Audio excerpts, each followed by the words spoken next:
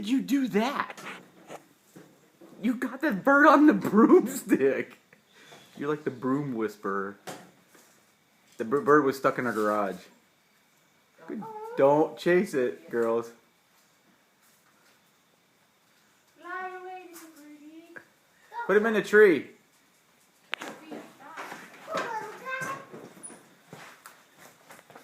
not getting off. No, it likes it. It's like, whew. It might be hiding here from that hawk.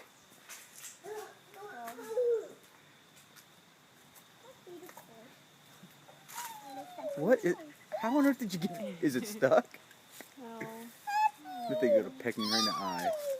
Here. Don't touch. No, don't touch it, Don't. Sophia. Don't They could touch be. it. He's tired. Look how he's breathing. Take it over by that birdhouse and just sit, just kind of. We'll nudge it up on the tree. I don't even know how you got that on the. I'm off. Wait, these trees and stupid trees. Get out. Did you get it up there? There you go. There you go, birdie. He wore out. What is it? He can sleep inside the birdhouse.